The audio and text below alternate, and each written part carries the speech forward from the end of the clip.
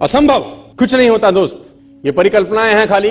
और मैं आज तो आपको बहुत ईमानदारी से और 12 साल के तजुर्बे का निचोड़ निकाल के बता सकता हूं कि इस दुनिया में असंभव नाम का कोई शब्द होता ही नहीं है।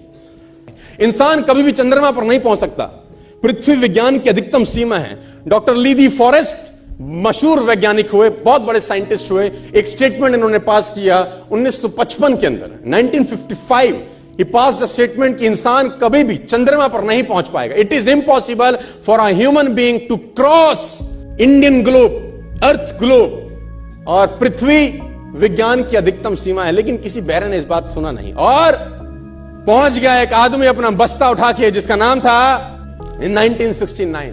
और उसके बाद तो स्पेस जर्नी ऐसी हो गई जैसे आप और मैं अभी पतिया और बैंकॉक चले जाते हैं। लॉर्ड केल्विन बहुत बड़े साइंटिस्ट हुए, उनका स्टेटमेंट आया कि सिर्फ पक्षी उड़ान भर सकते हैं, हवा से भारी मशीन का उड़ान भरना असंभव है। इट इज इम्पॉसिबल कि हवा से कुछ भी भारा हो और वो उड़ सके, क्योंकि ग्रेविटी उसको गिरा देगा। लेकिन तमाचा मारा इन लोगों ने, तमाचा मारा और लिख के दिया कि हमने साइकिल के स्पेयर पार्ट से इंसानों को पक्षी बना दिया। साइकिल के स्पेयर पार्ट से इंसानों को पक्षी बना दिया। 16 साल लगे राइट ब्रदर्स को जहाज का निर्माण करने में, लेकिन इन लोगों ने उसकी बात नहीं सुनी कि जो कहते थे कि वायु का सिद्धांत तुम्हारे विपरीत है। यह बात भंवरे को कही जाती थी कि भंवरा वायु के सिद्धांत के कारण कभी जीवन मोड़ नहीं सकता, क्योंकि उसके पंख उसके शरीर से हल्के रहते हैं। लेकिन भंवरा साला किसी स्कूल में गया नहीं आज तक। माई doctor told me I will never walk again.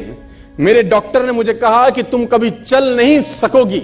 My doctor told me you will never walk again. My mother told me I would, and I believed my mother rather than doctor. Wilma Rudolph एक ऐसी athlete हुई जिनको polio था, जिनको doctor ने कहा तू चल नहीं सकती, मां ने कहा तू चल सकती है। उसने कहा मैंने डॉक्टर की बात नहीं मानी, मैंने अपनी मां की बात मानी। 3 ओलंपिक गोल्ड मेडल जीती ये लड़की, 3 ओलंपिक गोल्ड मेडल, जिसको डॉक्टर कह रहा है कि तू चल। लेकिन मां क्या बोलती है? मैं आपको उदाहरण देना चाहूंगा सर। बहुत छोटे थे अल्बर्ट आइंस्टीन, दुनिया के महान वैज्ञानिक में से एक हुए, मंद बुद्धि कहा जाता था। 8 साल के थे, घर पहुंचे, मां को चिट्ठी दिया। When he was 8 years old, came to his home, given a letter to his mother.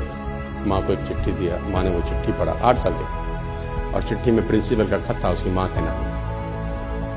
Principal ने ये लिख के भेजा कि आपका बच्चा विलक्षण प्रतिभा का धनी है, ग्रेट पावर है इसके अंदर, क्योंकि बहुत बड़े साइंटिस्ट बने, बड़े हो गए। मंद बुद्धि बचपन में समझा जाता था।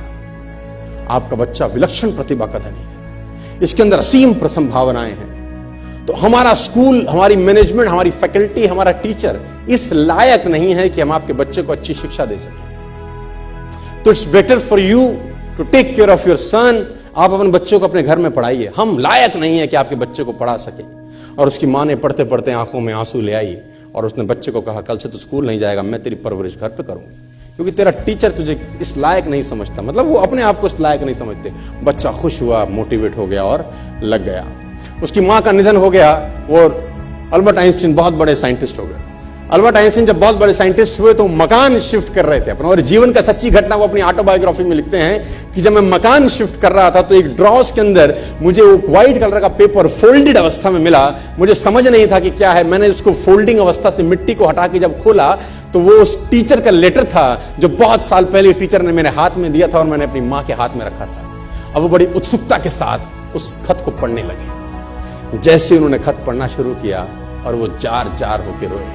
उसमें लिखा था कि तुम्हारा बच्चा मंदबुद्धि है, ये हमारे स्कूल के लायक नहीं है, इसको आज के बाद हमारे स्कूल में मत भेजना, इसकी परवरिश खुद किया।